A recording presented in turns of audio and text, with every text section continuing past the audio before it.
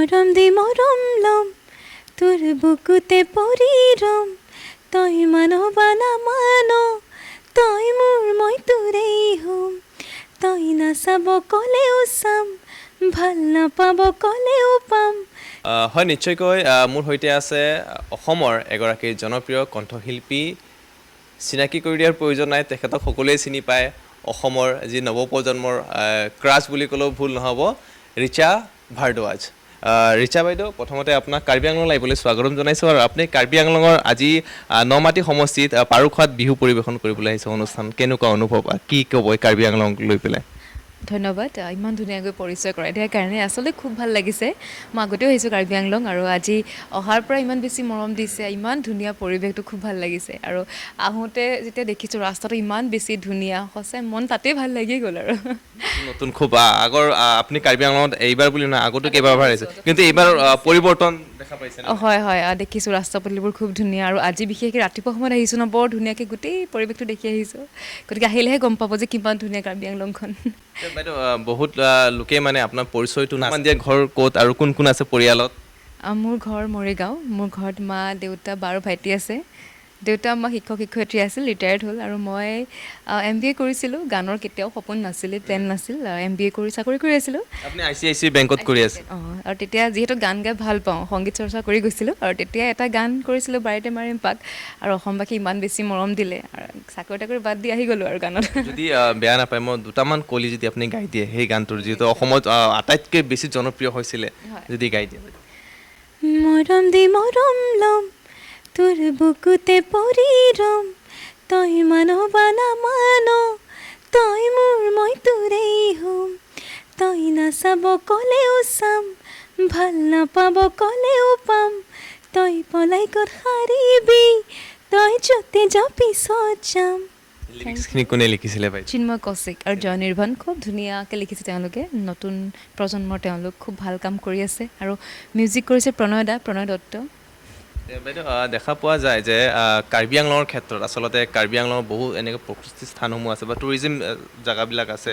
কাৰণ ইয়াত বহু লোক নাহে বা কিছুমান তেখেতলোকৰ চিন্তাধাৰা অলপ বেলেগ যে আমি যদি শ্বিলং চেৰাপুঞ্জী বা অৰুণাচলৰ কম্পেয়াৰ কৰিব যাওঁ কাৰ্বি আংলঙত তেনেধৰণৰ বহুত স্থান আছে আপুনি আগতো আহিছে জানে নে নাজানে সেই আচলতে আহিলেহে গম পোৱা যায় ময়ো আগতে গম পোৱা নাছিলোঁ কিন্তু যেতিয়া কাৰ্বি আংলং আহিছোঁ তেতিয়াহে গম পাইছোঁ যে কিমান ধুনীয়া ধুনীয়া ঠাই আছে ফুৰিব পৰাকৈ আৰু এইবাৰ বেছি গম পাইছোঁ কাইলৈও ফুৰিম অকণমান ৰাতিপুৱা কাৰ্বি আংলঙত আপুনি এইবাৰ লৈ পেলাই কেইবাৰ অহা হৈছে মোৰ 3বাৰমান হৈছে কিন্তু আগতে মোৰ ফুৰা হোৱা নাই কাৰণ কি হয় অনুষ্ঠান কৰিবলৈ আহোঁ আহি সন্ধিয়াৰ পৰা অনুষ্ঠান কৰোঁ যাবলৈ হয় কিন্তু আজি ৰাতিপুৱা আহিছোঁ গোটেই ঠাইখিনি চাইছোঁ আৰু কালিও দিনটো ফুৰিম বুলি ভাবিছোঁ গতিকে এইবাৰ অকণমান বেলেগ মানে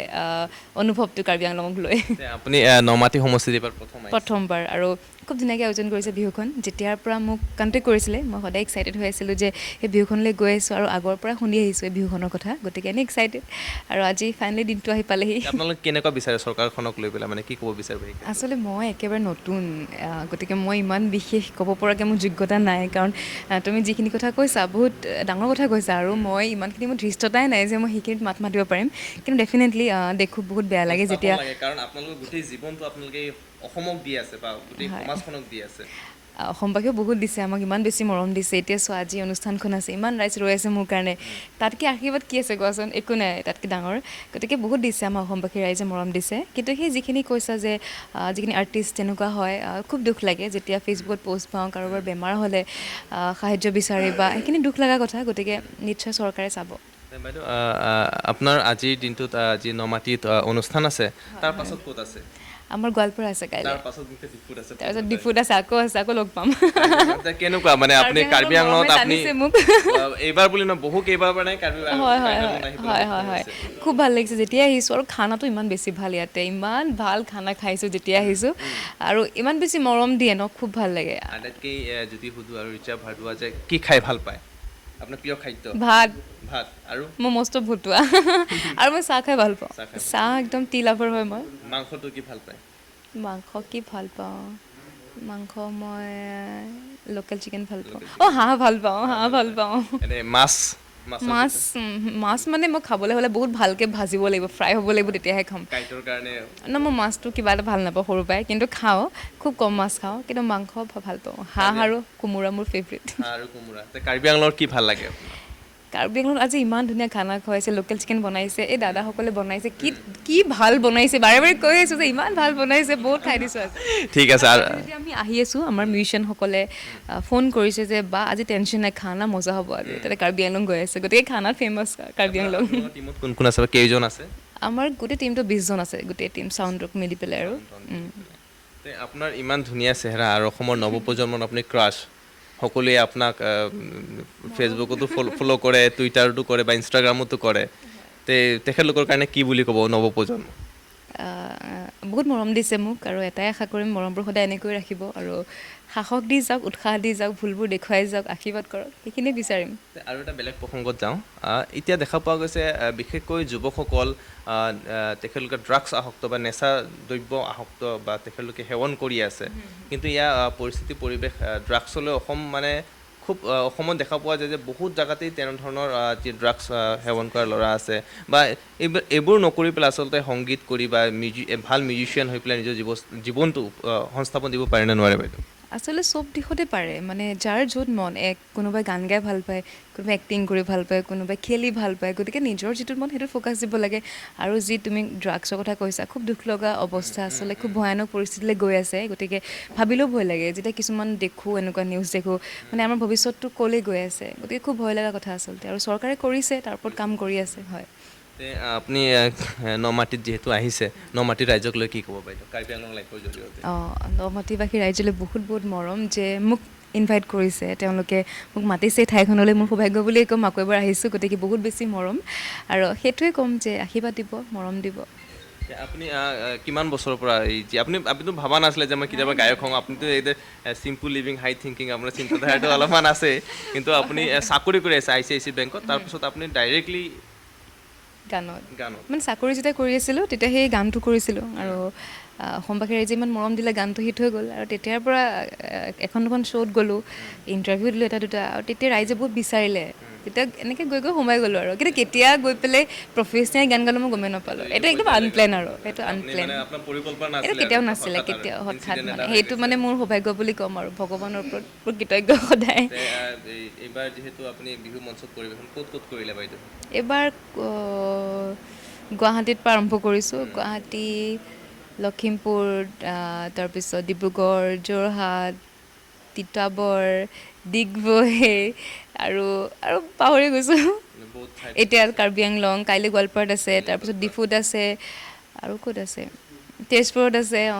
গোটেই অসমখনে ঘূৰিছোঁ বুজিছা এবাৰ। ৰাতি অনুষ্ঠান কৰে, তাৰপিছত দেখা পোৱা যায় আপুনি সদায় এনাৰ্জেটিক হৈ থাকে, কিয় কোৱাচোন? এইটো কিয় জানা সেইটোৱে মানে কি হয়, বহুত বেছি ভাগৰ লাগে, টোপনি ধৰে, কিন্তু যেতিয়া মঞ্চ এখনত যাওঁ, ৰাইজ ৰৈ থাকে, দেখিলে চব ভাগৰ গায়ব হৈ যায় আৰু। কাৰণ ভাবাচোন, কালি পৰহিলৈকে চাকৰি কৰি আছিলোঁ, কোনো চিনিও নাপায়, আৰু সেই ছোৱালীজনীৰ কাৰণে যেতিয়া ইমান ৰাইজ ৰৈ থাকে, তাতকৈ সৌভাগ্যৰ কি আছে, গতিকে সেই যেতিয়া দেখি যাওঁ চব নাইকিয়া হৈ যায় আৰু ভাগৰ দুখ কষ্ট। ৰাইজে আপোনাক সেই বস্তুটো দিয়াৰ কাৰণে ৰাইজে মৰম, হয়, চব পাহৰি যাওঁ, এইটো এক্সট্ৰা গ্ল'। আপুনি ইতিমধ্যে ক'লে যে আপুনি নমাটি ইয়াত অনুষ্ঠান পৰিৱেশন কৰিব, তাৰপিছত গোৱালপাৰা আছে, তাৰপিছত ডিফুত আছে, কাৰ্বি আংলং লৈ পেলাই কি ক'ব বাইদেউ আপুনি কাৰ্বি আংলং লৈ পেলাই? আপুনি বহু কেইবাৰ কাৰ্বি আংলং, হয়, মোৰ এবাৰ হয়তো 4 নম্বৰ আহিছোঁ, বিহু কৰিছিলোঁ, খুব ভাল লাগিছিলে। তাৰপিছত আপুনি ডিফুলে অনুষ্ঠান আছে আপোনাৰ। আচলতে কাৰ্বি আংলঙত আহিলেহে গম পাব যে কিমান বেছি ধুনীয়া কাৰ্বি আংলংখন, আৰু ময়ো সেইটোৱে আগতে গম পোৱা নাছিলোঁ, কিন্তু এতিয়া নিজে যিহেতু আহিছোঁ, মই কৈছোঁৱে, মই গম পাইছোঁ, আজি ৰাতিপুৱা ইমান টোপনি ধৰি আছিলে, কালি শ্ব' কৰিছোঁ, কিন্তু ইমান ধুনীয়া ভিউ মই শুব পৰা নাই, গোটেই ৰাস্তাটো অকল চাই আহিলোঁ, ফটোজ উঠিলোঁ, নামিলোঁ, সেয়াই মানে গোটেই ইমান ধুনীয়া পৰিৱেশ, আৰু বহুত ঠাই আছে, কালিও চাম কিছুমান ঠাই,